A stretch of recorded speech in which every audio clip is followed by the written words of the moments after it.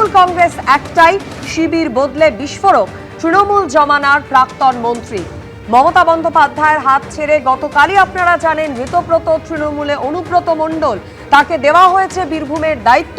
আর এবার ঋতব্রত তৃণমূলে আর এক প্রাক্তন মন্ত্রী রবীন্দ্রনাথ ঘোষও।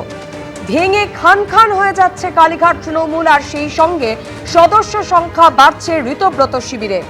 এবার ঋতব্রত তৃণমূলে রবীন্দ্রনাথ ঘোষও।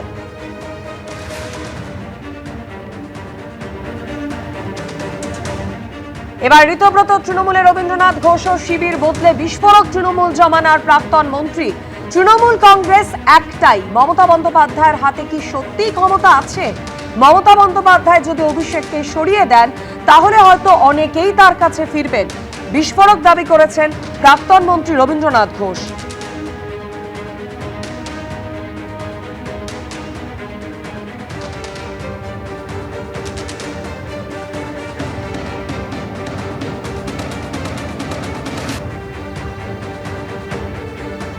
আরো বিস্তারিত এই নিয়ে কথা বলতে আমাদের সঙ্গে রয়েছেন আমাদের প্রতিনিধি অনির্বাণ বিশ্বাস। অনির্বাণ, গত কয়েকদিন ধরে যে ছবি আমরা বারবার দেখছি, একদিকে কালীঘাট তৃণমূল ভেঙে খান খান হয়ে যাচ্ছে, আর অন্যদিকে ঋতব্রত শিবির একেবারে বহরে বাড়ছে।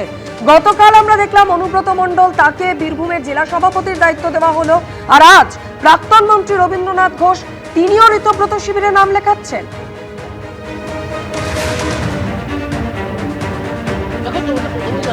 গতকালই কিন্তু ঋতব্রত বন্দ্যোপাধ্যায় তার যে বক্তব্য বা তার যে সাংবাদিক বৈঠক ছিল, সেই সাংবাদিক বৈঠক করতে গিয়ে তিনি কিন্তু পরিষ্কার জানান যে তারা সিংহভাগ জেলা সভাপতি হিসাবে যাদের তাদের পছন্দ বা যাদেরকে দায়িত্ব দেবেন সেই তালিকা তারা তৈরি করে ফেলেছেন। শুধুমাত্র কয়েকটি জেলা বাকি রয়েছে, তার মধ্যে কুচবিহার রয়েছে এবং উত্তর চব্বিশ পরগনার বনগাঁ, বারাসাত এবং ব্যারাকপুর, এই তিনটি সাংগঠনিক জেলা সভাপতি কারা হবেন সেইটা বিচার করা বা বিবেচনা করার বিষয়টা তাদের রয়েছে। কিন্তু তারা এই কথাটা পরিষ্কার করে দিয়েছিলেন যে কোচবিহারের ক্ষেত্রে তারা কিন্তু রবীন্দ্রনাথ ঘোষের সাথে কথা বলে কে দায়িত্ব নিতে পারবেন এবং কে এই কঠিন পরিস্থিতিতে তৃণমূল কংগ্রেসকে সেখানে এগিয়ে নিয়ে যেতে পারবে, কর্মীদের পাশে দাঁড়াতে পারবে, তাদের সঙ্গে কথা বলেই কিন্তু রবীন্দ্রনাথ ঘোষের সাথে কথা বলেই কিন্তু তারা সিদ্ধান্ত নেবেন। অর্থাৎ গতকালই কিন্তু ঋতব্রত বন্দ্যোপাধ্যায় তিনি স্পষ্ট করে দিয়েছিলেন যে রবীন্দ্রনাথ ঘোষ তাদের শিবিরেই রয়েছেন। আজকে রবীন্দ্রনাথ ঘোষ তিনি পরিষ্কার জানিয়ে দিলেন যে হ্যাঁ, সিংহভাগ তৃণমূল নেতা, সিংহভাগ তৃণমূল বিধায়ক তারা যেদিকে রয়েছেন তিনিও সেই একই দিকে রয়েছেন। যদিও তিনি ঋতব্রতপন্থী তৃণমূল কংগ্রেস এই শব্দবন্ধনী মানতে নারাজ, তার বক্তব্য তৃণমূল কংগ্রেস সেটাই যেখানে সংখ্যাধিক্য তৃণমূল কর্মী, সংখ্যাধিক্য তৃণমূল নেতারা জোটবদ্ধ হচ্ছেন, সংঘবদ্ধ হচ্ছেন। এবং তুমি যে কথা বললে, অবশ্যই যে কালীঘাট তৃণমূল বা মমতা বন্দ্যোপাধ্যায়পন্থী তৃণমূল যেটা, সেই তৃণমূলকে যখন ছন্ন ছাড়া লাগছে, দিশেহারা লাগছে, ঠিক ততটাই কিন্তু সুসংঘবদ্ধ লাগছে কিন্তু ঋতব্রত বন্দ্যোপাধ্যায় এবং সন্দীপন সাহাপন্থী তৃণমূলকে। গতকালকে আমরা দেখেছি যে জেলা বিভিন্ন সভাপতি যেখানে নির্বাচিত হয়েছে, সেখানে কিন্তু অনুব্রত মণ্ডল থেকে নিয়ামত শেখ, অপূর্ব সরকার থেকে শুরু করে প্রদীপ সরকার, এরকম বড় বড় নাম যারা একটা সময় মমতা বন্দ্যোপাধ্যায়ের সঙ্গে ছিলেন, মমতা বন্দ্যোপাধ্যায়ের দলে ছিলেন, সেই নামগুলো কিন্তু গতকালকেই আমরা দেখতে পেলাম যে তারা বিভিন্ন জেলায় ঋতব্রতপন্থী যে তৃণমূল কংগ্রেস তাদের হয়ে জেলা সভাপতির দায়িত্ব পেয়ে গিয়েছে। এবং শুধুমাত্র কোচবিহার বাকি ছিল। কোচবিহারের ক্ষেত্রেও ঋতব্রত বন্দ্যোপাধ্যায় স্পষ্ট করে দিয়েছিলেন যে তিনি কিন্তু রবি ঘোষের সাথে কথা বলেই সিদ্ধান্ত নেবেন। এবং আজকে রবি ঘোষের যে বক্তব্য তাতে স্পষ্ট যে তিনিও কিন্তু এখন ঋতব্রত বন্দ্যোপাধ্যায়ের শিবিরে। যদিও তার যে বক্তব্য যে আজকে যে পরিস্থিতি তৃণমূল কংগ্রেসের মধ্যে, এটাই কিন্তু আসল তৃণমূল কংগ্রেস, কারণ সংখ্যাধিক্য তৃণমূল নেতারা এবং বিধায়করা তারা কিন্তু এদিকেই রয়েছেন। অনির্বাণ, এখানেই তোমাকে একটু থামাচ্ছি, তুমি আমাদের সঙ্গে থাকো। রবীন্দ্রনাথ ঘোষ তিনি নিজে ঠিক কি বলেছেন শোনাবো। ব্যানার্জিকে না ছাড়া যদি ছেড়ে দেন মমতা ব্যানার্জি, তাহলে কি মমতা ব্যানার্জি আবার আগের জায়গায় ফিরতে পারে? এখন যা সারা রাজ্যের মানুষের যা মতামত, অভিষেককে কিছুদিনের জন্য তাকে আলাদা করে দেওয়া উচিত, সাইড করে দেওয়া উচিত, রাজনীতির অঙ্গন থেকে সরিয়ে রাখা উচিত। এবং আমার যেটা মনে হয়, অভিষেককে যদি রাজনীতির অঙ্গন থেকে সরিয়ে দিতে পারে দিদি, তাহলে আবার সব নেতারাই দিদির পাশে দাঁড়াবে। এটা আমার বিশ্বাস, সবার সাথে কথা বলে যা বুঝেছি। এটা তো ঠিকই, অভিষেক ব্যানার্জি ওর খামখেয়ালের জন্য এবং ভুল সিদ্ধান্তগুলোর জন্য আজকে দলের এই যে বিপর্যয়, এটা অস্বীকার করার উপায় নেই। প্রায় 80 জন স্ট্যান্ডিং এমএলএ মন্ত্রীকে তিনি বাদ দিয়ে দিয়েছেন এবারের নির্বাচনে। এটা বিরাট একটা প্রভাব পড়েছে, সিনিয়র লিডারদের বাদ দিয়ে দিয়েছেন। সংগঠনের দায়িত্ব থেকে বাদ দিয়ে দিয়েছেন, যাদের কোনো অভিজ্ঞতা নেই। একদিকে যখন রবীন্দ্রনাথ ঘোষ প্রাক্তন মন্ত্রী, একদা মমতা বন্দ্যোপাধ্যায় ঘনিষ্ঠ, তিনি একের পর এক অভিযোগ করছেন, আর আজ ঠিক 24 ঘন্টা আগেই আপনাদের মনে থাকবে যে ঋতব্রত বন্দ্যোপাধ্যায় একেবারে সাংবাদিক বৈঠক থেকে বীরভূমের দায়িত্ব তুলে দিলেন মমতা বন্দ্যোপাধ্যায়ের আর এক ঘনিষ্ঠ অনুব্রত মণ্ডলের হাতে। অর্থাৎ ফিরহাদ হাকিম, চন্দ্রিমা ভট্টাচার্য, অরূপ বিশ্বাসের পর কালীঘাট তৃণমূলে আরো বড় ভাঙন। মমতা বন্দ্যোপাধ্যায়ের হাত ছেড়ে অনুব্রত মণ্ডল ও ঋতব্রত তৃণমূলে। বীরভূমের দায়িত্ব কেষ্টর হাতেই তুলে দিল ঋতব্রত তৃণমূল। বীরভূমে ঋতব্রত তৃণমূলের জেলা সভাপতি অনুব্রত মণ্ডল। গতকাল বীরভূমের জেলা সভাপতি হিসেবে অনুব্রত মণ্ডলের নাম ঘোষণা করেন ঋতব্রত বন্দ্যোপাধ্যায়। আর তারপরই আইপ্যাক দলটাকে শেষ করেছে এই বলে আক্রমণ করেন অনুব্রত মণ্ডল। আইপ্যাক দলটাকে শেষ করেছে, নয়তো আইপ্যাক ছিল না। একটা ইউপির ছেলে, তার কি নলেজ আছে মুরারের এই সম্বন্ধে?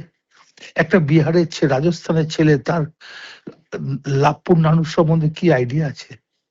তারা দল চালাবে, তারা টাকা তুলতে এসেছিল। অর্থাৎ গতকাল অনুব্রত মণ্ডল আর আজ প্রাক্তন মন্ত্রী রবীন্দ্রনাথ ঘোষ। ঋতব্রত তৃণমূলে, এবার রবীন্দ্রনাথ ঘোষও। আরো একবার সরাসরি কথা বলে নেবো, আমাদের সঙ্গে রয়েছেন প্রতিনিধি অনির্বাণ বিশ্বাস। অনির্বাণ, প্রাক্তন মন্ত্রী রবীন্দ্রনাথ ঘোষ, যার হাতে একদা গুরুদায়িত্ব ছিল, উত্তরবঙ্গ উন্নয়ন মন্ত্রী ছিলেন তিনি একটা সময়, তিনি বলছেন যে অভিষেক বন্দ্যোপাধ্যায়কে সরিয়ে দেওয়া হলে হয়তো যারা একটা সময় কালীঘাট তৃণমূলের বিপক্ষে গেছেন তারা আবার কালীঘাট তৃণমূলে ফিরে আসতে পারেন, নাম করে তিনি নিশানা করছেন। আর কি অভিযোগ করছেন তিনি? তবে একদমই, এবং তার যে বক্তব্য যে কালীঘাট তৃণমূল বা মমতা বন্দ্যোপাধ্যায় যেভাবে তৃণমূল কংগ্রেস চালাতে চেয়েছিলেন অভিষেক বন্দ্যোপাধ্যায় এবং আইপ্যাকের উপর ভরসা করে, এবং তার জন্যই যে এই ভরাডুবি হয়েছে এটা কিন্তু মনে করছেন রবি ঘোষ থেকে শুরু করে অনুব্রত মণ্ডল। তারা গতকালই তুমি দেখেছো যে অনুব্রত মণ্ডল তিনি কিন্তু আইপ্যাককে নিশানা করেছেন, বলছেন কারা বিভিন্ন রাজ্য থেকে এসে এখানে ছোট ছোট বাচ্চা ছেলেরা তারা মুরারই চেনে, নাকি তারা বোলপুর চেনে, নাকি তারা লাভপুর চেনে। আজ ঠিক একই বক্তব্য কিন্তু আমরা দেখতে পাচ্ছি রবি ঘোষের বক্তব্যে। তাদেরও বক্তব্য যে বাইরের রাজ্য থেকে আসা কিছু পুচকে ছেলে তারা এসে এখানে বলে দেবে নেতাদেরকে, যারা দীর্ঘদিন ধরে এলাকায় রাজনীতি করে এসছে, মার খেয়েছে, কর্মীদেরকে সঙ্গে নিয়ে রাজনীতিটা করে, মাটি চেনে, তাদেরকে সরিয়ে রেখে রাজনীতি করা হয়েছে, তাদেরকে সরিয়ে রেখে দল চালানোর চেষ্টা হয়েছে। এবং অভিষেক বন্দ্যোপাধ্যায় এই সম্পূর্ণভাবে আইপ্যাকের উপর নির্ভরশীল ছিলেন, এবং তার ফলে কিন্তু ভোটের রেজাল্ট আজকে এই পরিস্থিতিতে এসে দাঁড়িয়েছে। অর্থাৎ কোথাও গিয়ে যারা আজকে মমতা বন্দ্যোপাধ্যায়ের শিবির ছেড়ে আজকে ঋতব্রত বন্দ্যোপাধ্যায় বা সন্দীপন সাহাদের শিবিরে যাচ্ছেন, প্রত্যেকের মুখে বা প্রত্যেকের ক্ষোভের জায়গা কিন্তু একটাই, হয় সেটা অভিষেক বন্দ্যোপাধ্যায় অথবা সেটা আইপ্যাক। এবং সরাসরি তারা বলছেন, আজকে তো রবি ঘোষ একেবারে সরাসরি বলছেন যে মমতা বন্দ্যোপাধ্যায়ের উচিত এই মুহূর্তে অভিষেককে একেবারে সাইড করে দেওয়া বা সাইডে সরিয়ে রাখা। বাকি যদি তিনি সরিয়ে রাখতে পারেন তাহলে যারা যারা মমতা বন্দ্যোপাধ্যায়কে ছেড়ে এসেছেন তাদের একটা বড় অংশই হয়তো আবার মমতা বন্দ্যোপাধ্যায়ের সঙ্গে ফিরে আসবে। অর্থাৎ দলের পুরনো নেতা, দলের পুরনো মন্ত্রী, পুরনো কর্মী, প্রত্যেকের ক্ষোভের জায়গা অভিষেক বন্দ্যোপাধ্যায় এবং তার পাশাপাশি আইপ্যাক। এবং সেই জায়গা থেকে মমতা বন্দ্যোপাধ্যায় যদি নিজের অবস্থান থেকে সরে না আসেন তাহলে কিন্তু দলের যে পরিস্থিতি, সেই পরিস্থিতি কিন্তু আরও খারাপের দিকে যাবে। মমতা বন্দ্যোপাধ্যায়ের শিবির ছেড়ে একে একে সবাই কিন্তু ঋতব্রত বন্দ্যোপাধ্যায়ের শিবিরে আসবে, অন্তত সেই বার্তা কিন্তু স্পষ্ট হয়ে গেছে। এবং তার থেকেও গুরুত্বপূর্ণ যেটা রবি ঘোষের আজকে বক্তব্য ছিল যে তিনি যেটা বলছেন যে কখনো তারা ভাবতে পারেননি যে উত্তরবঙ্গ থেকে এই প্রথমবার তৃণমূল কংগ্রেসের রাজ্য সভাপতি কেউ হবেন। বিপ্লব মিত্রকে রাজ্য সভাপতি করা হয়েছে তুমি জানো, এবং সেই রাজ্য সভাপতি এখন উত্তরবঙ্গ থেকে। ফলত তার কাছে এটা কিন্তু অনেক বেশি পাওয়া। যে জিনিস আমরা দেখেছি বারে বারে অভিযোগ উঠত যে মমতা বন্দ্যোপাধ্যায় বা কালীঘাট বা দক্ষিণ কলকাতা কেন্দ্রিক রাজনীতি করতে চাইছেন মমতা বন্দ্যোপাধ্যায় এবং তার দল, একেবারে দক্ষিণ কলকাতা থেকে পরিচালনা করা হতো, সেই মিথ কিন্তু ভেঙে গিয়েছে। ঋতব্রত বন্দ্যোপাধ্যায়রা ভেঙে দিতে পেরেছেন। তারা কিন্তু একেবারে রাজ্য সভাপতি করেছেন উত্তরবঙ্গ থেকে, যেটা কিন্তু উত্তরবঙ্গের তৃণমূল নেতা যারা রয়েছেন রবি ঘোষের মতন তাদের কাছে বড় পাওনা। কারণ দল প্রতিষ্ঠা হওয়ার পর থেকে কিন্তু আজ পর্যন্ত উত্তরবঙ্গ থেকে কখনো রাজ্য সভাপতি হয়নি, এমনকি বড় পদও সেভাবে দেওয়া হয়নি। কিছু মন্ত্রিত্ব সরকারে থাকাকালীন দেওয়া হয়েছে, কিন্তু পরবর্তী সময় দেখা যায় যে গত যে নির্বাচন, সেই নির্বাচনেও কিন্তু একাধিক মন্ত্রীকে টিকিট দেওয়া হয়নি, একাধিক নেতাকে টিকিট দেওয়া হয়নি। ফলে ক্ষোভের যে একটা বড় জায়গা ছিল, সেই জায়গা একদমই সেটা ক্ষোভের জায়গাটা কিন্তু বারবার স্পষ্ট হচ্ছে যারা কালীঘাট তৃণমূল ছেড়ে ঋতব্রত তৃণমূলে যোগ দিচ্ছেন তাদের প্রত্যেকের কথায়। একদিকে রবীন্দ্রনাথ ঘোষ আর অন্যদিকে অনুব্রত মণ্ডল, যার মুখে কিন্তু বারবার আইপ্যাকের কথা উঠে এসেছে। এর আগেও 12ই জুন মুখ খুলেছিলেন অনুব্রত মণ্ডল, তিনি বলেছিলেন সম্মান পেলে দল করব, সম্মান না পেলে দল করব না। মমতা বন্দ্যোপাধ্যায়ের দীর্ঘদিনের অনুগামী অনুব্রত মণ্ডল 12ই জুন ঠিক কি বলেছিলেন শোনাবো।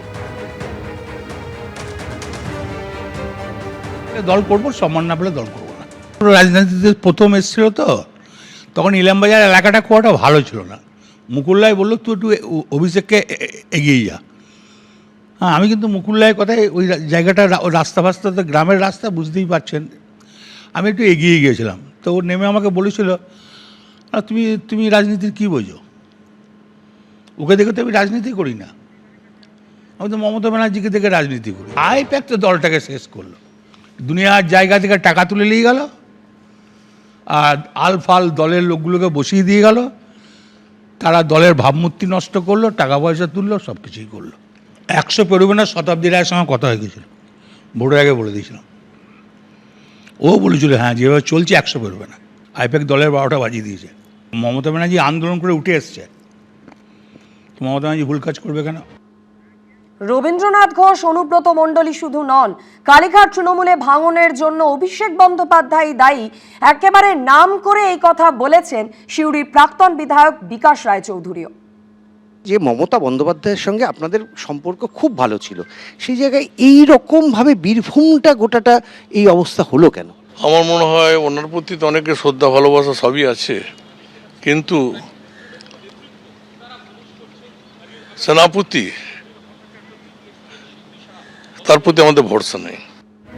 আর অনুব্রত মণ্ডলের এই শিবির বদল নিয়ে রাজ্যের মন্ত্রী দিলীপ ঘোষ কি বলেছেন দেখুন। কে কার সঙ্গে যাচ্ছে, আজ একদিকে কাল একদিকে, কোনটা ঠিকঠাক, এটা আমাদের চিন্তার বিষয় নয়।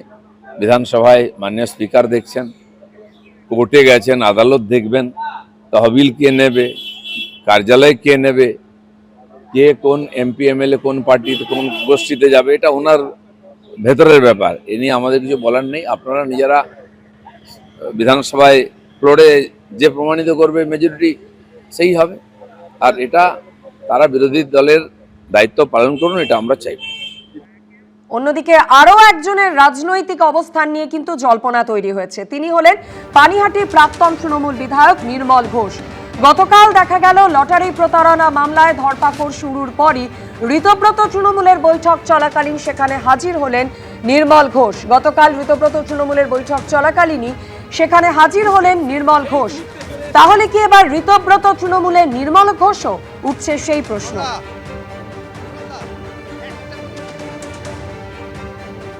নির্মল ঘোষ বিধানসভার প্রাক্তন মুখ্য সচেতক এই মুহূর্তে চলে এসেছেন।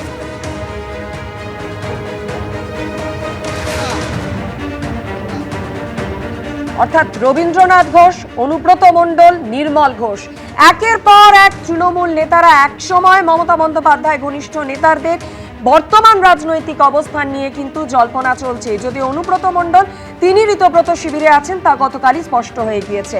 নির্মল ঘোষ, তার অবস্থান সম্পর্কে এই মুহূর্তে আর কি জানা যাচ্ছে? আরো বিস্তারিত এই বিষয় নিয়ে কথা বলবো। আমাদের সঙ্গে রয়েছেন সরাসরি প্রতিনিধি অনির্বাণ বিশ্বাস। অনির্বাণ,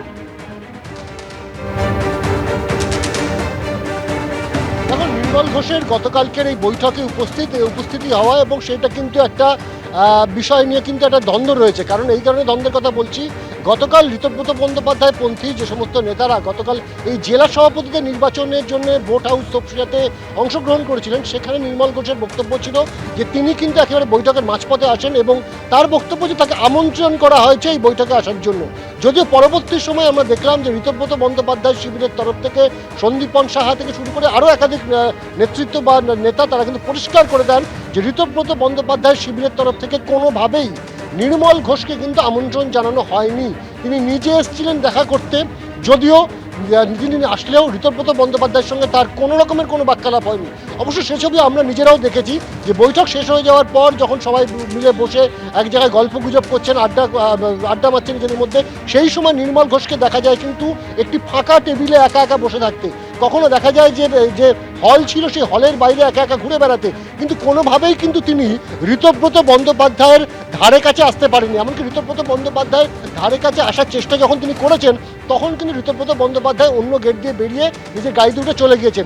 এবং একটা বিষয় কিন্তু স্পষ্ট করা হচ্ছে ঋতব্রত বন্দ্যোপাধ্যায় শিবিরের তরফ থেকে, যে উনি এখানে কেন এসেছেন, কেন ওনাকে এখানে আসতে বলা হয়েছে, এবং এই বিষয়ে তাদের কোনো ধারণা নেই। এবং নির্মল ঘোষ যে দাবি করেছেন যে তাকে আমন্ত্রণ জানানো হয়েছিল, এই বিষয়টি সম্পর্কেও কিন্তু নিজেদের অবস্থান স্পষ্ট করেছেন ঋতব্রত শিবির। অর্থাৎ একটা বিষয় স্পষ্ট, যে একদিকে অভয়ার ঘটনা, সেই ঘটনার পর থেকে নির্মল ঘোষকে কেন্দ্র করে বিভিন্ন রকমের অভাব অভিযোগ উঠেছিল। তার পরবর্তী সময় লটারির ঘটনা, এই লটারির ঘটনা প্রকাশ্যে আসার পর তুমি জানো যে নির্মল ঘোষ ঘনিষ্ঠ কয়েকজনকে গ্রেপ্তার পর্যন্ত করেছে পুলিশ, এবং সেই ঘটনায় কিন্তু নির্মল ঘোষ এবং নির্মল ঘোষের ছেলেকে পর্যন্ত খুঁজে বেড়াচ্ছে।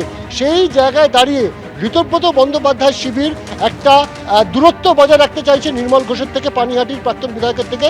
তার কারণ তারা মনে করছেন যে নির্মল ঘোষকে এই মুহূর্তে দলে নেওয়া মানে সেখানে দলের ভাবমূর্তি নষ্ট হওয়া। এবং গতকাল সন্দীপন সাহা একটি মন্তব্য করেছিলেন যে দলে ছাঁকনির খুব প্রয়োজন, ছাঁকনি না থাকলে বেনজল কিন্তু ঢুকে যাবে, ঠিক যেভাবে আগের তৃণমূল কংগ্রেসে বেনজল ঢুকেছিল। এবিপি আনন্দ, এগিয়ে থাকে, এগিয়ে রাখে।